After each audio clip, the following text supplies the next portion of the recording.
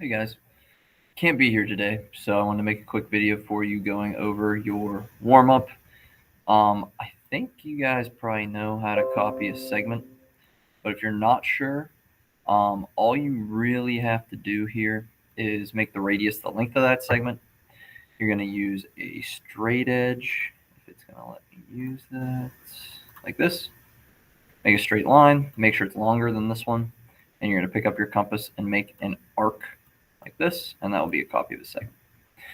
Perpendicular bisector, you make the radius between 50 and 75% of the way. It can't be exactly 50. You can go the whole way to 100% if you want, but it's got to be something like this.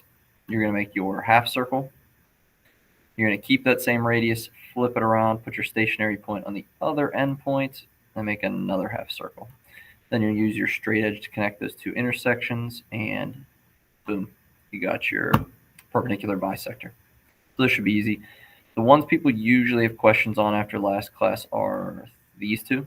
I know I have two number 4s. I don't know why. So let me get a bigger screen for you. So let's do number 3. Put your stationary point on the point, and we're trying to make a perpendicular through that point. Try to be on the exact center, or it's going to look funny. So mine might be slightly off. Make your radius such that when you swing the compass around, it's going to hit the line twice. So mine's actually just a hair too big, so I'm going to make it a little smaller. There we go. It's going to hit twice. And draw the intersections with that black line. So there's an intersection. And here's an intersection. So that's really all you need to draw of that circle. Now you're going to pick up your compass and change radius. So I'm going to change color so you know I change radius. And set your radius to be over halfway between the orange intersections. I'm technically already over halfway, so you could leave it as is, or you can change it. It's up to you. That point should be exactly halfway, so make sure you're past it. And then you're basically just doing a perpendicular bisector. So make an arc, go to the other orange intersection, make your arc, and then you're going to connect this intersection, and this point together. And you can see I'm slightly off because I wasn't in the center of that point. Okay, so straight edge, if I want to finish this one, there you go. So perpendicular through a point. Last one, the hardest one, is construct a parallel line. To do a parallel line, you need to make a transversal that goes through the black line and through the center of that point and then go past the point. Then you're going to copy the angle created here up here. So you're going to make the corresponding angles congruent, which will make the lines parallel. So you're going to put the stationary point on the vertex of that angle. I would make the radius just short of that point. That's a little too close together, so maybe something like this. And then you're going to draw an arc that intersects the purple and black line, like that. And then you're going to keep that radius, and our new angle, we want to have its vertex on this point. So I'm going to put my stationary point on that vertex. Make sure you're right in the middle of it, or it's not going to be quite right. So that's pretty close. And I would start making your arc at the purple line. And we don't know where the parallel line is going to be, but that looks about parallel. So I'm going to go a little past that so my arc's long enough. Now you're going to change your radius, so change color. And you're going to make it the distance between the two red intersections that we know. So down here. So try to be as exact as you can. So try to be exactly on those intersections if possible. There we go. That's pretty close. Now we put our stationary point up here on this. The corresponding part to that on the new angle we're making is going to be up here.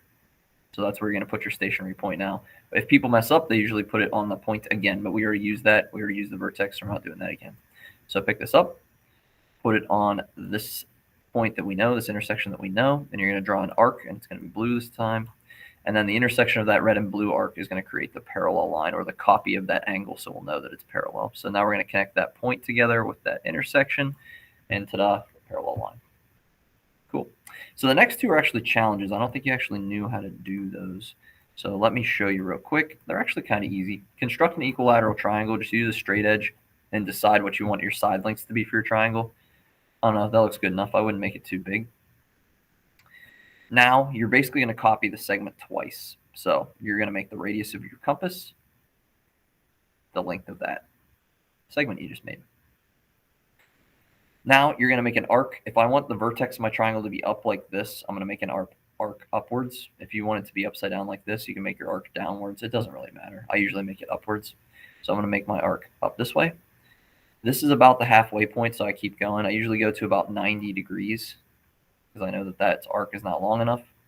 And then all you're going to do is switch your legs around here. So stationary point's not going to go over here. Writing point will go here. So I'm going to flip this around, put it there, and then draw an arc upwards again.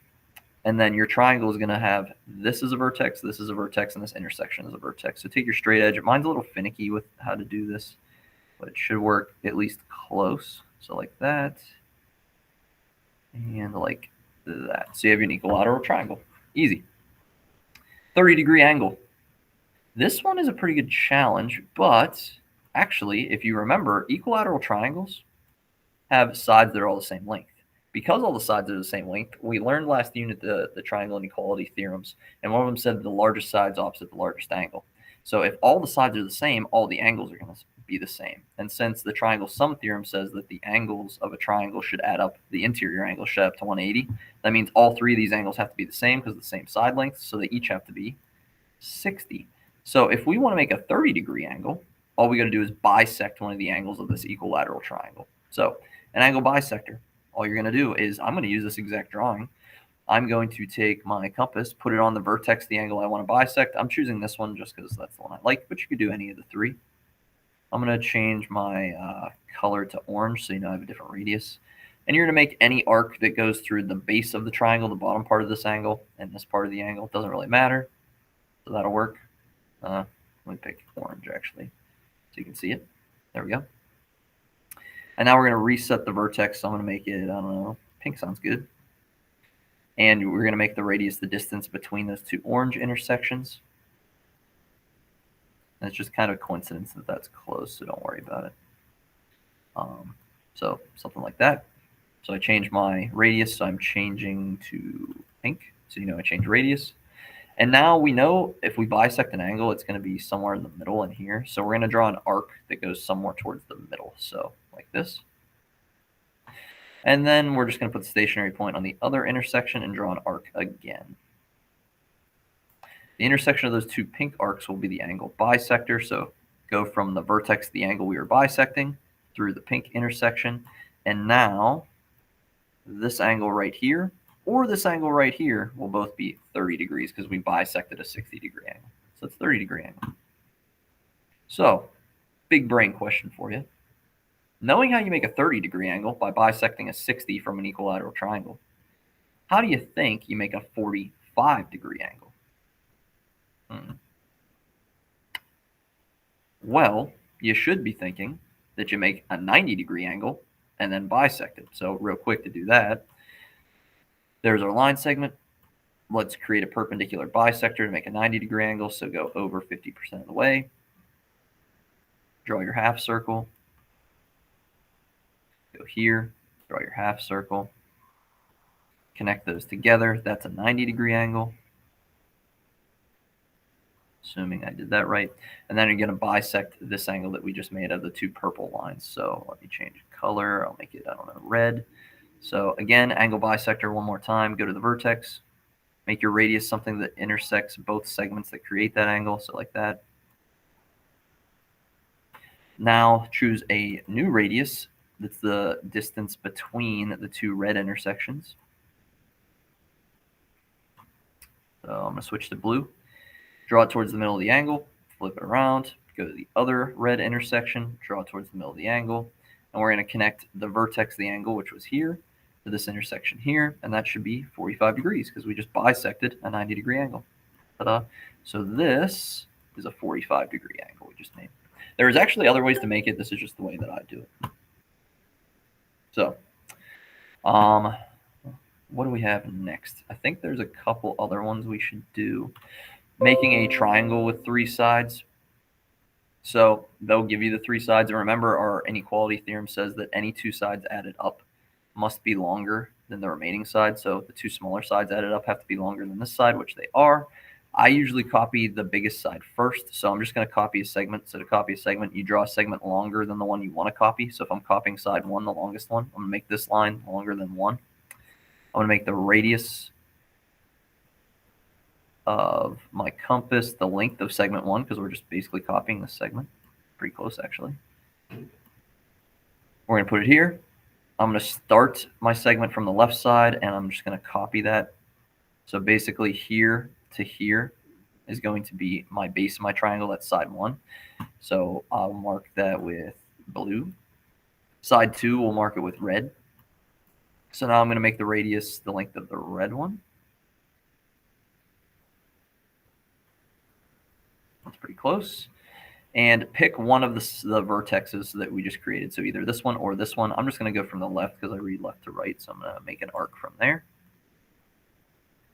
And then we're going to do the third angle. Let's do it in, I don't know, purple. Excuse me, the third side. And I'm going to make the radius here to here. Ta-da.